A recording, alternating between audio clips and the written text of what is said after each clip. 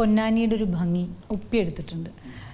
അപ്പം അതിലെ ആ അമ്പൽക്കുളമൊക്കെ ഇതൊക്കെ പൊന്നാനി തന്നെയാണ്, എല്ലാം പൊന്നാനിയാണ്. അതെ, പൊന്നാനിയുടെ ഒരു ഭംഗി ഒപ്പിയെടുത്തു എന്ന് പറയുന്നത് എനിക്ക് യോജിപ്പിക്കാൻ. പൊന്നാനിയുടെ ഭംഗിയുടെ ഒരു 10% പോലും ഞാൻ ഒപ്പിയെടുത്തില്ല. ഇനിയും പൊന്നാനിയിൽ സ്ഥലങ്ങളും അതിൻ്റെ ഭംഗിയൊക്കെ കിടക്കുകയാണ്. പൊന്നാനിയിൽ എന്തുകൊണ്ട് ഈ സിനിമ സംഭവിച്ചു എന്നാണുള്ളത്, ഞാനൊരു പൊന്നാനിക്കാരനാണ്, ജനിച്ചു വളർന്നതും ഞാൻ ഏറ്റവും കൂടുതൽ കണ്ട സ്ഥലം പൊന്നാനിയാണ്. അപ്പോൾ ഞാൻ ലോകത്ത് കണ്ടതിൽ ഏറ്റവും സുന്ദരമായ സ്ഥലം എൻ്റെ പൊന്നാനിയാണ്. അല്ല, അത് അങ്ങനെയാണ്. അപ്പോൾ ഞാൻ അങ്ങനെയാണ് കണ്ടത്. കാരണം നമ്മുടെ നാടെന്ന് പറഞ്ഞാൽ ഉറൂബിന് ജന്മം നൽകിയ നാടാണ് എൻ്റെ നാട്, എടശ്ശേരിയുടെ നാടാണ്, PC കുട്ടികൃഷ്ണൻ്റെ നാടാണ്, ഇമ്പിച്ചിബാവയുടെ നാടാണ്. അപ്പോൾ അങ്ങനെയുള്ള വലിയ സാമൂഹിക രാഷ്ട്രീയ നേതാക്കന്മാർക്ക് നൽകിയാണ്. പിന്നെ ഉമർ ഖാസിയുടെയും സൈനുദ്ദീൻ മഖ്ദൂമിൻ്റെ ഒക്കെ നവോത്ഥാന നായകരുടെ നാടാണ്. കുഞ്ഞാലിമരക്കാരുടെ രണ്ടാമത്തെ ഇടത്താവളമായിരുന്നു ഞാൻ. അപ്പോൾ ഒരുപാട് സാമൂഹികവും സാംസ്കാരികവും രാഷ്ട്രീയമായിട്ടുള്ള ഒരു പ്രധാന സ്പീക്കർ ശ്രീരാമകൃഷ്ണൻ്റെ നാടാണ്, അങ്ങനെ പറയാം. അപ്പോൾ എന്താ വെച്ചാൽ എനിക്ക് തോന്നിയിട്ടുള്ളത് സിനിമയ്ക്കകത്ത് എൻ്റെ നാടിനെ അടയാളപ്പെടുത്തിയിരിക്കുന്നത് എപ്പോഴും നെഗറ്റീവ് ഇമ്പാക്റ്റിലാണ്. സിനിമാക്കാർ സ്ഥിരം പറയാം തൊപ്പിടാൻ പോകുന്ന സ്ഥലമാണ് പൊന്നാനി എന്നാണ് സിനിമയിൽ പറയാം.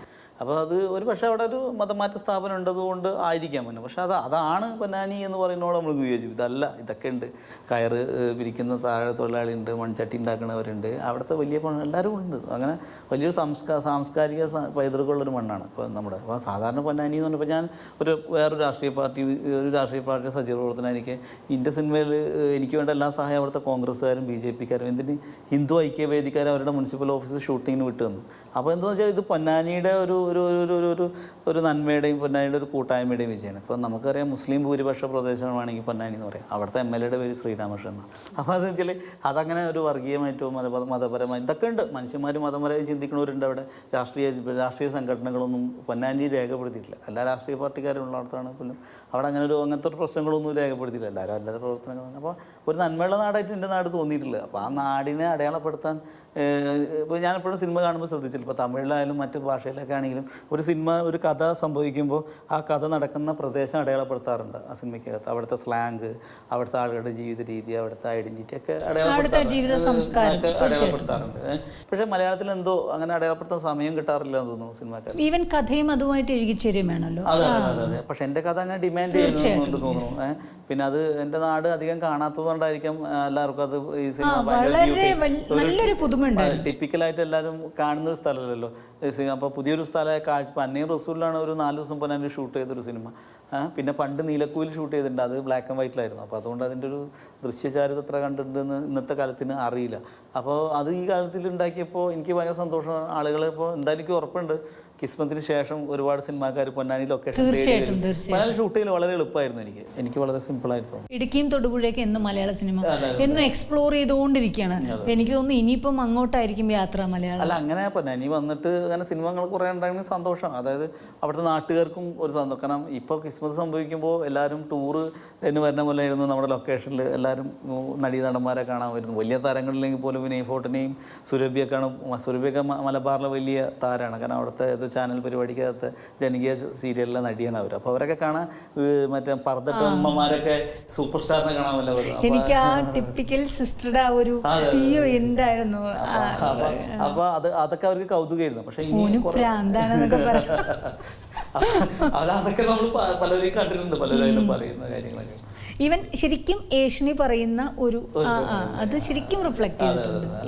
എത്രത്തോളം കാസ്റ്റിങ്ങില് എത്രത്തോളം സമയം ചെലവഴിച്ചു, എത്രത്തോളം വർക്ക്ഔട്ട് ചെയ്തു? അല്ല, ഇത് ഈ സിനിമയിൽ ഏറ്റവും പ്രധാനമായിട്ട് ഇപ്പോൾ എല്ലാവരും പറയുന്ന കാസ്റ്റിംഗ് ആണ്. അപ്പോൾ നമ്മൾ നേരത്തെ പറഞ്ഞ പോലെ ഇവരൊക്കെ വരുന്നത് ഈ കഥയിലുള്ള വിശ്വാസം കൊണ്ടാണ് ഇവരെല്ലാവരും വന്നത്. പക്ഷേ എനിക്കേറെ സഹായത് വിജയകുമാർ എന്ന് പറഞ്ഞാൽ നമ്മുടെ സുഹൃത്താണ്. രാജുവേട്ടൻ്റെ കമ്മട്ടിപ്പാടൊക്കെ കാസ്റ്റിംഗ് ചെയ്ത ആക്ട് ചെയ്ത് വിജയകുമാർ നിഴല് പോലെ സിനിമക്കൊപ്പിൻ്റെയാണ്. അപ്പോൾ എനിക്ക് സിനിമയിൽ ആരും പരിചയപ്പെട്ടാൽ ഞാൻ നേരത്തെ പറഞ്ഞു. അപ്പോൾ വിജയനാണ്.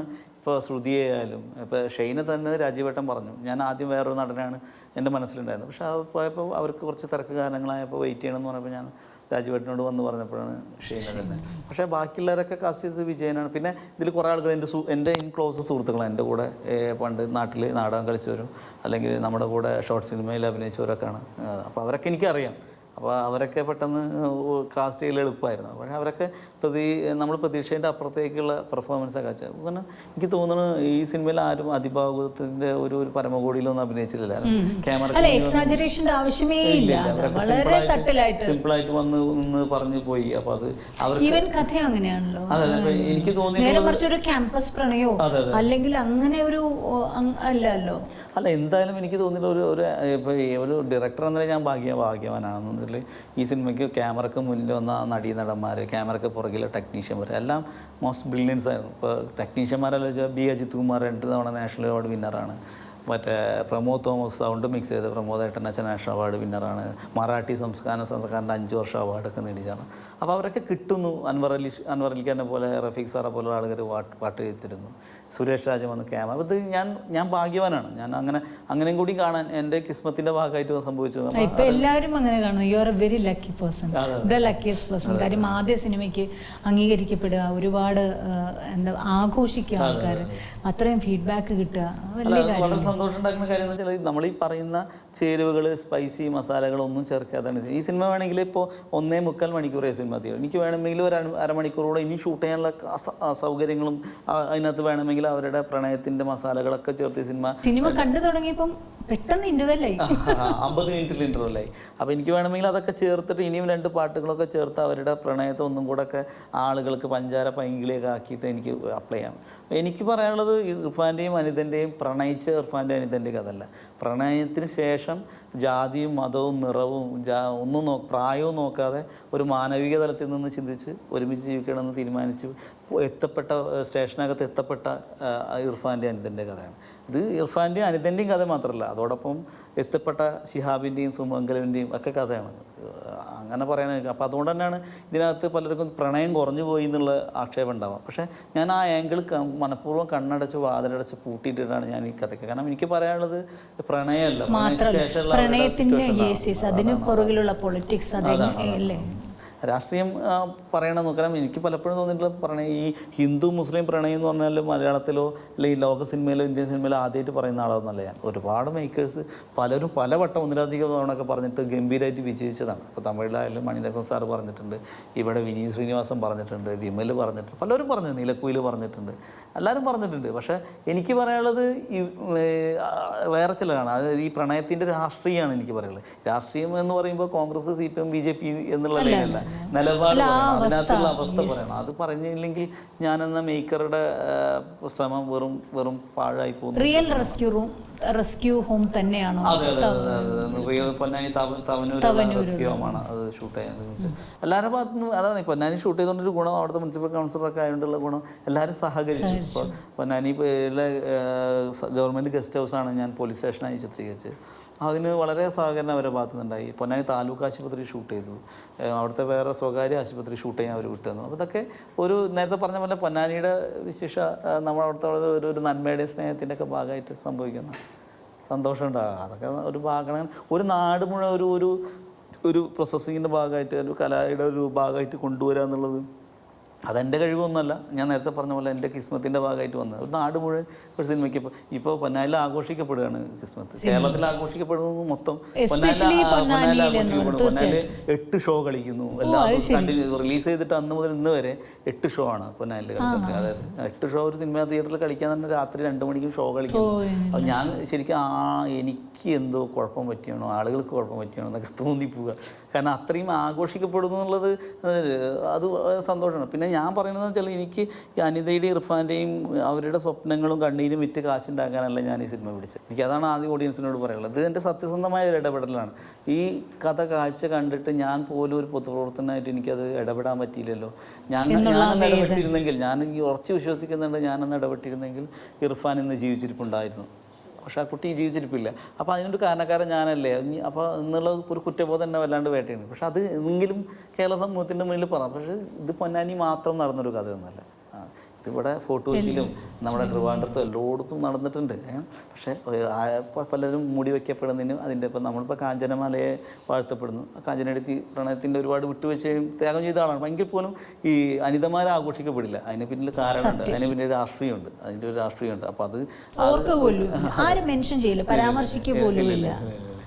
അപ്പോൾ അത് പറയപ്പെടേണ്ടത് കാലഘട്ടത്തിൻ്റെയും കാലത്തിൻ്റെയും കലാകാരൻ എന്നുള്ളത് നമ്മുടെ ധർമ്മമാണെന്നുള്ളതുകൊണ്ടാണ്. ഒരു സിനിമ കണ്ടു, പ്രേക്ഷകരുടെ ഫീഡ്ബാക്ക് അവർ വിളിച്ചു, ഇവർ വിളിച്ചു, ഈവൻ ഇൻഡസ്ട്രിയിൽ നിന്ന് വിളിച്ചു. പക്ഷേ ഇതിലെ നായികയും നായകനും കിട്ടുന്ന റെസ്പോൺസ് എങ്ങനെ അവർ ഷെയർ ചെയ്തു? അല്ല, ഞാൻ ഈ സിനിമ പലതരം കോളുകൾ എനിക്ക് വരുന്നുണ്ട്. ഇപ്പോൾ അറ്റ് പ്രസൻറ്റിൽ പ്രണയിച്ച ഞാൻ വിളിച്ചുകൊണ്ടിരിക്കുന്നുണ്ട്. അല്ലെങ്കിൽ പല ആളുകളും പലതരത്തിൽ വിളിക്കും. ഞാൻ കാതോർത്തിരിക്കുന്നത് ഒരു വിളിക്കാൻ വേണ്ടിയിട്ടാണ്. ഈ അനിത എന്ന് പറഞ്ഞ കുട്ടി ഈ സിനിമ കണ്ടിട്ടുള്ള അവളുടെ വിളിക്കായിട്ടാണ് ഞാനും എൻ്റെ സഹപ്രവർത്തകരും കാത്തിരിക്കുന്നത്. അവരേത് തരത്തിൽ ഈ സിനിമയോട് ഈ അവരുടെ പ്രതികരണം. അപ്പം എനിക്ക് തോന്നുന്നത് ഈ സിനിമയ്ക്കകത്ത് അനിതയുടെയും ഇർഫാനെയും ഒരു കാരണത്തിൽ അവർ പറയില്ല ഇത് ഞങ്ങളെ ഈ ഷാനവാസ് എന്ന മേക്കർ മോശക്കാരനാക്കിയത്. ഞാൻ അവരെ വാഴ്ത്തപ്പെട്ടവരുമാക്കിയിട്ടില്ല. പക്ഷേ ഞാനതിന് അവർക്ക് കണ്ട അനുഭവത്തെ കാഴ്ചയെ ഞാൻ കൃത്യമായി ഈ സിനിമയിലൂടെ അപ്ലൈ ചെയ്യാൻ ശ്രമിച്ചു എന്നുള്ളതുകൊണ്ട് എനിക്ക് അഭിമാനമുണ്ട്. എനിക്ക് തോന്നുന്നത് അനിതയോട് ഞാൻ കഴിഞ്ഞ ദിവസം സംസാരിച്ചു. ആ കുട്ടി പറഞ്ഞിട്ടുള്ളത് സിനിമ കാണും, വൈകാതെ തന്നെ കാണും, ഞാൻ എൻ്റെ മനസ്സിനെ പാകപ്പെടുത്തിക്കൊണ്ടിരിക്കുകയാണെന്ന് പറഞ്ഞു. അപ്പോൾ നീ കാണും, അതിന് സൗകര്യം നമ്മൾ ഉണ്ടാക്കി തരാം, പനാനി വെച്ച് കാണണ്ട, പുറത്ത് വെച്ച് പോയി കാണും. അപ്പോൾ അവർ പറഞ്ഞപ്പോൾ ഞാൻ ചോദിച്ചു, എന്നാൽ അത് കണ്ടിട്ട് നിനക്ക് പറഞ്ഞുകൂടെ സമൂഹത്തിനോട് പറഞ്ഞ് ഞാനാണ്, ഞങ്ങളുടെ കഥയാണ്, അങ്ങനെ പറയണതിൽ വേറൊരു കുറേ കാര്യങ്ങളുണ്ടാവും. ഈ സമൂഹത്തിൽ കുറച്ചും കൂടെ ആളുകൾക്ക് അതിൻ്റെ കാര്യങ്ങൾ റിലേറ്റ് ചെയ്യും, ആളുകൾക്ക് മനസ്സിലാവുകയും ചെയ്യും. അപ്പോൾ അവൾ പറഞ്ഞ ഷാനവാസ് ഞാനൊരു ചൂടുവെള്ളത്തിൽ വീണ പൂച്ചയാണ്, ഇനി എനിക്ക് പച്ചവെള്ളം കണ്ടാലും പേടിയാണ്. കാരണം ഒരു മനുഷ്യായുസ് മുഴുവൻ അനുഭവിക്കേണ്ടത് മുഴുവൻ 2 ദിവസത്തെ പൊന്നാനി പോലീസ് സ്റ്റേഷനകത്ത് റെസ്ക്യൂ ഹോമിനകത്ത് ഞാൻ അനുഭവിച്ച് തീർത്ത് നരകിച്ച് കിടക്കുക. ഇനിയും വീണ്ടും വന്ന് പറഞ്ഞ് ആരൊക്കെ ഏത് തരത്തിൽ എല്ലാവരും പലതരത്തിലും പ്രതികരിക്കണമെന്നില്ല. ഞാൻ വലിയ കാര്യത്തിൽ പറയാൻ ഞാൻ പലവട്ടം ആലോചിക്കട്ടെ, എന്നിട്ട് വേണമെങ്കിൽ ഞാൻ അത് ആണെന്ന് പറയാൻ സാഹചര്യം ഉണ്ടെങ്കിൽ ഞാൻ പറയാം എന്ന്. അല്ല, this is a good response I think. Because Anitha എന്ന് പറയുന്ന ആൾ ഇപ്പോഴും അനിതയായിട്ട് ജീവിക്കാന്ന് പറയുന്ന വലിയ കാര്യം. ഞാൻ വിചാരിച്ചു അവിടെ മാരീഡ് ഒന്നുമല്ല, ജോലിയൊക്കെ ചെയ്ത് അവിടെ വീട്ടിലെ അമ്മയുണ്ടാവും, പ്രായമുള്ള അമ്മനെയും നോക്കി അവളുടെ ജീവിതം ഇങ്ങനെ. പിന്നോട് പറഞ്ഞു, എനിക്കിപ്പോൾ ഒരു ജോലി ഉണ്ട്, നിൻ്റെ സിനിമയായിട്ട് ഇത് കളയോ? ഞാൻ പറഞ്ഞു, നിൻ്റെ സിനിമയായിട്ട് നിൻ്റെ ജോലി പോയാൽ നിന്നെ ഏറ്റെടുക്കുന്ന കാര്യം, നിൻ്റെ കുടുംബം നോക്കുന്ന കാര്യം കിസ്മത്ത് ടീം നോക്കിക്കോളൂ എന്ന് പറഞ്ഞു. പറയാൻ പറ്റും. ഇർഫാനെ ആദ്യം ഇങ്ങനെ അബിയാണോ വിളിച്ചത്? അബിയുടെ മോനാണല്ലോ. എങ്ങനെയാണ് അത് അപ്രോച്ച് ചെയ്തത്? അല്ല, അബിക്കാനായിട്ടൊന്നും ഞാൻ കണ്ടില്ല. രാജീവേട്ടൻ പറഞ്ഞു, നമ്പർ തന്നു, ഷെയ്നെ വിളിച്ചു. രാജീവേട്ടൻ്റെ ഓഫീസിലേക്ക് ഷെയ്ന് വന്നു. ഷെയ്ന് ഞാൻ ആദ്യം ഫുൾ സ്ക്രിപ്റ്റ് കൊടുത്തു. അപ്പോൾ ഷെയ്ൻ്റെ ഒരു പ്രശ്നം അവന് മലയാളം വായിക്കാൻ അറിയില്ല. കാരണം അവന് 1ാം ക്ലാസ് മുതൽ പഠിച്ചത് ഇംഗ്ലീഷ് മീഡിയത്തിലായതുകൊണ്ട് കൃത്യമായിട്ട് മലയാളം വായിക്കാനറിയില്ല, കൃത്യമായിട്ട് കാര്യങ്ങൾ പറയാം. അപ്പോൾ അവൻ പറഞ്ഞു, ഷാനവാസ്ക്ക് ഞാനിതിൻ്റെ ട്രാൻസ്ലേറ്റ് ചെയ്തിട്ട് ഞാൻ വായിക്കാം. വായിച്ചിട്ട് 2 ദിവസം കഴിഞ്ഞ് പറഞ്ഞു, ഞാൻ തന്നെ ഇർഫാനാവാം, വേറെ ആരും നോക്കണ്ട, ഞാൻ ഇർഫാനാവാമെന്ന് പറഞ്ഞു. അബിക്കാൻ്റെ കുടുംബമൊന്നും ഒരു കണക്കിൽ ഈ സിനിമയ്ക്കകത്ത് ഇടപെട്ടില്ല. സിനിമ ഇറങ്ങിയപ്പോൾ അബിക്ക ഒരു അച്ഛനെന്ന നിലയിൽ വളരെ സന്തോഷത്തോടെ അഭിമാനത്തോടെ എന്നെ വിളിച്ചിരുന്നു. വലിയ താങ്ക്സ് ഉണ്ടെന്ന് പറഞ്ഞു. ഞാനല്ല താങ്ക്സ്, നിങ്ങൾ മകൻ ഇൻബോൺ ആക്ടറാണ്, ഞാനല്ലെങ്കിൽ വേറെ ആൾ പടത്തിലൂടെ അയാളുടെ പ്രതിഭ പുറത്തു വരും. ഒരു സിനിമ റിലീസ് ചെയ്യുമ്പോൾ നമ്മളെപ്പോഴും ശ്രദ്ധിക്കുന്നതെന്ന് വെച്ചാൽ അതിൻ്റെ ആ റിലീസ് ചെയ്യുമ്പോഴുള്ള ഓപ്പോസിറ്റ് സിനിമകളെക്കുറിച്ചാണ്. മലയാള സിനിമ എന്ന് പറയുമ്പോൾ വേൾഡിൽ തന്നെ കബാലി ആഘോഷിക്കപ്പെടുകയാണ്. എല്ലാവരും പകലില്ലാതെ സിനിമ കാണുന്നു, ഫേസ്ബുക്കിൽ എഴുതുന്നു, ആഘോഷിക്കുന്നു. ഇത്രയും പോപ്പുലറായിട്ടുള്ള ഒരു മാസ്റ്റർ ബ്ലാസ്റ്റർ മൂവി റിലീസ് ചെയ്തപ്പോൾ അതിനിടയിൽ എൻ്റെ കിസ്മത്തിന് സ്പേസ് ഉണ്ട് എന്ന് ചിന്തിക്കാനുള്ള ഒരു കോൺഫിഡൻസ് അതെവിടുന്ന് ആർജിച്ചു? അല്ല, ഞാൻ പറഞ്ഞില്ല, ഇതൊക്കെ അറിവില്ലായ്മ കൊണ്ട് വരുന്നതാണ്. അല്ല, ആ അറിവില്ലായ്മ അതാണ് വേണ്ടത് ശരിക്കും ഒരു സിനിമ പാഷനായിട്ട്. രജനികാന്ത് എന്ന മാസ്റ്റർ ബ്ലാസ്റ്റർ നായകനെ എനിക്കും ഭയങ്കര ഇഷ്ടം. ഞാൻ രജനിയുടെ കട്ട ഫാനാണ്, അതുപോലെ മമ്മൂക്കയുടെ ഫാനാണ്. ഇപ്പോൾ രാജമാണിക്യം എന്ന് പറഞ്ഞ സിനിമ ഞാൻ എത്ര വട്ടം കണ്ടെന്ന് എനിക്ക് തന്നെ അറിയില്ല. ഇവരൊക്കെ നമ്മളെ ഫാൻസാണ്. അപ്പോൾ അവരുടെ സിനിമയ്ക്കൊപ്പം ഓപ്പോസിറ്റ് നിന്ന് കിസ്മത്ത് മത്സരിക്കുക എന്നല്ല. എനിക്കറിയാം കിസ്മത്തിന് ചില കാര്യങ്ങൾ പറയാനുണ്ട്, അത് ആളുകളുമായി റിലേറ്റഡ് ആണ്, ആളുകളുമായി അവരുടെ മനസ്സുമായി അവരുടെ അനുഭവങ്ങളുമായി റിലേറ്റഡ് ആണ്. കിസ്മത്ത് അവരോട് സംസാരിക്കുമെന്ന് ഞാൻ വിശ്വസിച്ചു. പക്ഷേ ഇത്ര വലിയ ഉച്ചത്തിൽ കിസ്മത്തിൻ്റെ ശബ്ദം ഉയരുമെന്ന് ഞാൻ വിശ്വസിച്ചില്ല, സ്വപ്നത്തിൽ പോലും കണ്ടിട്ടില്ല കിസ്മത്ത്. പക്ഷേ ചില അതുപോലെ കാര്യം ഒരു സിനിമ റിലീസ് ചെയ്യുന്നതിന് മുമ്പ് തന്നെ നമ്മൾ ശ്രദ്ധിക്കാറുണ്ട് ഓപ്പോസിറ്റ് മൂവീസിൻ്റെ release. Big budget movie release ഉണ്ടോ എൻ്റെ എങ്കിൽ കുറച്ച് അങ്ങോട്ട് നീക്കാം, അതൊക്കെ ഒരു പ്ലാനിങ്ങിൻ്റെ ഭാഗമായിട്ട് വരുന്നത്. രജനി സാറിൻ്റെ പടത്തിനൊപ്പം തന്നെ മമ്മൂക്കാൻ്റെ സിനിമ ഉണ്ടായിരുന്നു. 2 വലിയ താരങ്ങളാണ്, വലിയ നടന്മാരാണ് അവർ, വലിയ ബ്രില്യൻസ് ആണ്. അപ്പോൾ അവരുടെ പടത്തിൻ്റെ കൂടെ നമ്മുടെ സിനിമ അങ്ങനെ മത്സരിക്കാൻ വേണ്ടി അപ്ലൈ ചെയ്തതല്ല. പക്ഷേ ആളുകൾ ആക്സെപ്റ്റ് ചെയ്തു എന്നുള്ളത് വളരെ സന്തോഷമാണ്. ഇപ്പോൾ ചില തിയേറ്ററുകളിൽ ഇപ്പോൾ കേരളത്തിനകത്ത് കിസ്മത്ത് കണ്ടിട്ട് ചിലർ കൂവി എന്ന് പറഞ്ഞു. അപ്പോൾ അപ്പോൾ കൂകിയ ആളുകളോട് നമ്മൾ സ്വാഗതം ചെയ്തു. കൂവൽ വളരെ പ്രോത്സാഹനം. കാരണം സിനിമ പറയുന്ന രാഷ്ട്രീയം നമ്മൾ എറിഞ്ഞ കല്ല് അവരുടെ നെഞ്ചിൽ തന്നെ കൊണ്ടുകൊണ്ടാണല്ലോ അവർ പോകുന്നത്. അപ്പോൾ അത് നമ്മൾ വളരെ പോസിറ്റീവായി കണ്ട കാര്യമാണ്. അപ്പോൾ നമ്മൾ ഒരു കാര്യം പറഞ്ഞിട്ട് നമ്മൾ പറഞ്ഞ കാര്യം ഞാനിപ്പോൾ കാര്യം പറയുന്നത് ജയന്തിക്കാൻ മനസ്സിലായില്ലെങ്കിൽ പിന്നെ ഞാൻ പറയണതിൽ അർത്ഥമില്ല. അപ്പോൾ ഞങ്ങൾ പറഞ്ഞ കാര്യം നിങ്ങൾക്ക് അവർക്ക് ആർക്കാണ് കൊള്ളേണ്ടത് അവർക്ക് കൊണ്ടിട്ടുണ്ട്, കൊണ്ട ആളുകൾ കൂകിയിട്ടുണ്ട്. അതിനൊന്നും ഇവിടുത്തെ അപ്പോൾ ചിലർ പറഞ്ഞ ഫാൻസാണോ, ഫാൻസൊന്നുമല്ല. അപ്പോൾ ഫാൻസുകാരൊന്നുമില്ല. അപ്പോൾ എനിക്ക് തോന്നുന്നത് മമ്മൂക്ക എന്ന മോഹൻലാൽ എല്ലാ നടന്മാരുടെയും ഫാൻസ് ഉണ്ട് ഇവിടെ കേരളത്തിനകത്ത്. അവരാരും നടന്മാരുടെ അണ്ടറിലൊന്നുമില്ല സത്യം പറഞ്ഞാൽ. അത് ഒരു സംഘം ഒരു തലക്കോളം വെട്ടി നടക്കുന്ന ആളുകൾ ചെയ്യുന്ന. അപ്പോൾ ഇതൊന്നും ഫാൻസരോ അല്ലെങ്കിൽ മമ്മൂക്ക അങ്ങനെ ആരും അറിഞ്ഞിട്ടൊന്നുമല്ല. അവരാരും അത് ചെയ്യൂല. കാരണം ഒരു സിനിമ ഉണ്ടാക്കുന്ന എഫേർട്ട് ഏത് സിനിമ ആയിക്കോട്ടെ, ചെറുതായിക്കോട്ടെ വലുതായിക്കോട്ടെ, അതിൻ്റെ എഫേർട്ട് കൃത്യമായിട്ട് അറിയുന്നവരാണ് മമ്മൂക്കയായാലും മോഹൻലാലായാലും. ഇവിടുത്തെ എല്ലാ നടിയാണ് ചെറുതും വലുതും അറിയാം അതിൻ്റെ പ്രയാസവും ബുദ്ധിമുട്ടും.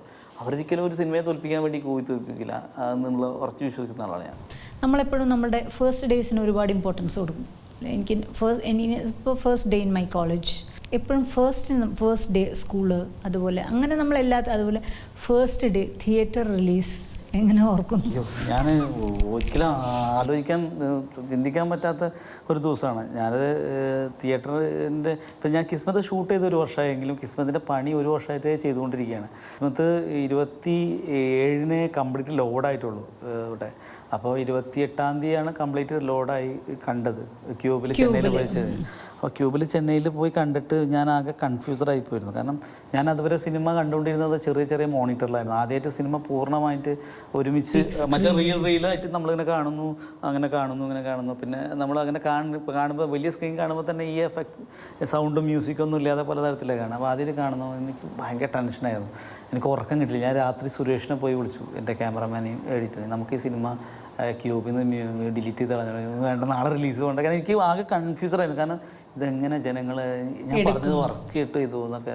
അപ്പോൾ രാവിലെ തന്നെ ലാൽജോ സാറ് വിളിച്ചു, എന്തായി കാര്യങ്ങൾ ഓക്കെ എന്നുണ്ടെങ്കിൽ ഞാൻ കരഞ്ഞു പോയി അറിയാതെ. കാരണം ടെൻഷൻ അടിച്ചിട്ട് ഞാൻ കരഞ്ഞു പോയി. കാരണം എന്ന് വെച്ചാൽ ഭയങ്കര പ്രശ്നം. കാരണം നമ്മളൊരു പച്ചയായ മനുഷ്യനായിട്ടുണ്ടാവും. കാരണം അതിങ്ങനെ ഒരു അനുഭവമില്ല. കാരണം ഈ സിനിമ കിട്ടിയ ഹൈപ്പ് അത്ര അധികം. ഈ സിനിമയുടെ പാട്ടായാലും ട്രെയിലറായാലും അത് കിട്ടിയ ഹൈപ്പ് അങ്ങനെയാണ്. അപ്പോൾ എല്ലാവരും വിളിച്ച് അടിപൊളിയാവില്ലേ തന്നെ ഞാൻ ഭയങ്കര ടെൻഷൻ. അപ്പോൾ ഏതെങ്കിലും തരത്തിൽ തള്ളിപ്പോയാൽ ഉണ്ടാക്കുന്ന ഒരു ടെൻഷനും ചീത്തപ്പേരും അങ്ങനെയായിരുന്നു. ആ ഭാഗ്യത്തിന് അന്ന് ദിവസം എൻ്റെ ഫോണ് മിസ്സായിപ്പോയി, മൊബൈൽ ഫോൺ മിസ്സായിപ്പോയി. അതുകൊണ്ട് ടെൻഷൻ കുറച്ച് കുറഞ്ഞു. കാരണം വിവരങ്ങൾ അറിയില്ലല്ലോ. പിന്നെ കുറച്ച് കഴിഞ്ഞപ്പോൾ ഫസ്റ്റ് ഷോ കഴിഞ്ഞു. പൊന്നാനിൽ 9 മണിക്കായിരുന്നു ഷോ. 9 മണിക്ക് കഴിഞ്ഞ് വീട്ടിൽ വെച്ചു. പിന്നെ കൂട്ടുകാരൊക്കെ മറ്റു കൂട്ടുകളിൽ വിളിച്ചു. എല്ലാവരും ഹാപ്പിയാണ് പടം. അപ്പോൾ ഞാൻ പൊന്നാനി പോകാൻ പറ്റിയില്ല. ഇവിടുന്ന് പത്മേന്ന് പടം കണ്ട്. അപ്പോൾ ഞാൻ സിനിമ കാണില്ല എന്നാണ് ആദ്യം പറഞ്ഞത്. ഞാൻ ഇല്ല, തിയേറ്ററിലില്ല, ഞാൻ പിന്നെ വന്ന് കണ്ടോളാമെന്നാണ്. പക്ഷേ എല്ലാവരും ഹാപ്പിയെന്ന് പറഞ്ഞപ്പോൾ ഞാൻ പത്മയിൽ പോയി സിനിമ കണ്ടു. സ്ക്രീനിൽ കണ്ടപ്പോൾ ആളുകൾ കൂടെ ഇരുന്ന് കണ്ടപ്പോൾ ഒരു വലിയൊരു അനുഭവമായിരുന്നു. കാരണം എൻ്റെ സ്ക്രീനിൽ ആദ്യമായിട്ട് ഷാനോസ് കെ ബാവുക്കുട്ടിന്ന് വരുമ്പോൾ, കാരണം എൻ്റെ വീട്ടിൽ ഞാൻ സിനിമ എന്ന് പറയുന്ന കാര്യം, ഫാദർ ഒരു പൊളിറ്റീഷ്യനൊക്കെ ആണെങ്കിൽ പോലും ഈ സിനിമയോട് അത്ര വലിയ താല്പര്യമൊന്നുമില്ല. ഞാൻ വീട്ടിൽ നിന്ന് സിനിമയ്ക്കൊന്നും അങ്ങനെ വിടില്ല. അപ്പോൾ അതുകൊണ്ട് തന്നെ സിനിമ കാണൽ എനിക്ക് തുടക്കത്തിൽ എൻ്റെ പ്രായത്തിൽ വളരെ പ്രയാസമായിരുന്നു. ആദ്യമേ സാഹസികമായിരുന്നു. അപ്പോൾ ചില കൂട്ടുകാരെ കൂടെ വിളിച്ചോടിയിട്ട് ക്ലാസ്സൊക്കെ കട്ട് ചെയ്ത് പോയിട്ട് അങ്ങനെ പരിപാടിയാണ്. അപ്പോൾ അങ്ങനെയൊക്കെ ആയിരുന്നു. അപ്പോൾ ഞാൻ അപ്പോൾ അങ്ങനെയൊക്കെ കണ്ട് നമ്മൾ കാണുമ്പോൾ കണ്ട ഒരു സ്വപ്നം, അത് സ്ക്രീനിൽ ഷാനോസ് കെ ബാവുക്കുട്ടി എന്ന് വരുമ്പോൾ ഉണ്ടാക്കുന്ന ഒരു കോഴിത്തെരിപ്പുണ്ടല്ലോ, അത് സുഖമുള്ള കാര്യമാണ്. പക്ഷെ അതിൻ്റെ മുന്നേ അത് അനുഭവിക്കുന്നൊരു വേദന ഭയങ്കരമാണ്. അത് ഇത്ര മുന്നുള്ള ഭയങ്കര റിസ്ക്കിയാണത്. സിനിമ പോലെ എന്താ പറയണ്ടേ, ഭംഗിയായിരുന്നു. ഒരുപാട് ആദ്യത്തെ ഒരു ചലഞ്ചസ് വിശേഷം. Thank you so much.